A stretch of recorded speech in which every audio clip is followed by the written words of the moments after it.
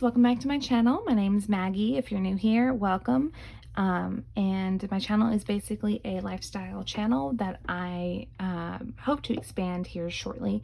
I want to do some planner and sticker videos as soon as I get my Live Rich planner in the mail.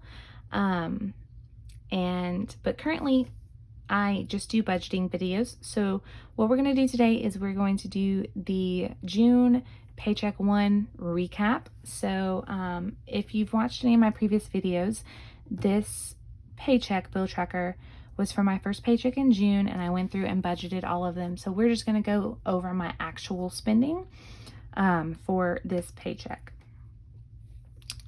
So to begin with, I was actually paid a total of $1,480, and you guys are very zoomed out, so you can't see that. Let me zoom you in a little bit. There we go. Okay, so to begin with, instead of my budgeted amount of $1,454, I made $1,481. And then for my bills, my cell phone bill was $30, my appointment was $110, Amazon Prime was $14.22. I had another appointment that was $110. Gold's Gym was $6.86, and then my cushion, I budgeted $125 for that. So my bill total ended up being $396.08, which left me $1,084.92 left over. I just rounded it up to 1085 to kind of make the math a little easier. So the actual spending for the cash envelopes, it took me a little bit to learn this, but essentially this is the amount of cash that you spend out of the envelopes. So you take this money out of your bank account and put it into your envelopes, and then these actual totals is whatever amount was actually spent out of those envelopes for that pay period. It doesn't matter if you took money from your entertainment envelope to use on groceries or whatever. It's the amount of money that you had left at the end of that pay period determines how much was spent out of that category. So for groceries, I didn't have anything left in that envelope at the end of my pay period, so that meant I spent the $110 that I had originally put in there. So it's different from the amount that you spend on these categories, which like your categories spending could be more or less depending on if you took money out of these envelopes to fund this category or anything like that. I hope that makes sense. We will get into that more at the end of the month when I do my my category budget breakdown. But that kind of confused me a little bit with the Budget Mom system as well. But I'm starting to get the hang of it. So for groceries, I did spend all of the cash in there. I spent all of the cash in my eat out. I spent all of my gas money, all of my entertainment money, all of my household, personal care, and clothing money.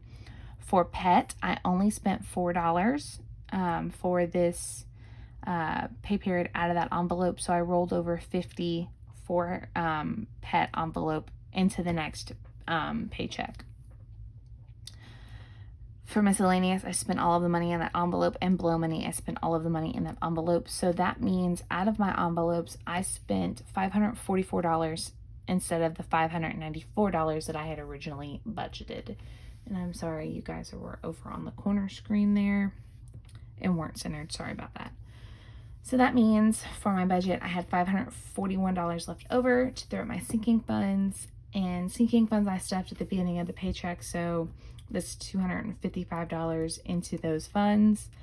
So that left me with $286. I threw $144 of that at my debt, which left me with $142 left over, but I only put $89 in my emergency fund. And so I had $53 left over. So the actual amount that I spent was $428, even though I had budgeted $1,454. So I hope that makes sense. I'm still getting used to going back and filling all of these numbers in. And I have to say, I prefer looking at the category breakdowns at the end of the month. I feel like they're more of a true representation of where my money is going, as opposed to this, because it's basically, even though I lay out the budget for it in the categories, like I said down here, I could move this money around, and this shows that I spent that money out of all of these envelopes in these categories. But realistically, I could have taken all of my money from entertainment and threw it at eating out, which I think I did. But you can see that in my weekly spending breakdowns. And then also at the end of the month, when I go over my monthly recap, that's where I feel like those numbers are more realistic. But yeah, that's pretty much it for this video. If you like this video, please give it a thumbs up and make sure you hit the subscribe button down below, and also click on that notification icon so that you'll be notified when I post new content. Thank you guys for watching, and leave me a comment down below what you think about this bill tracker. If you think this is a true representation of the spending, or if you like the breakdowns better. Basically, let me know how you guys make this work with your budget. I do like hearing from you, and I like hearing your input and ideas and thoughts on things. So please drop me a comment. And yeah, I guess I'll just see you guys in the next video. Bye, guys.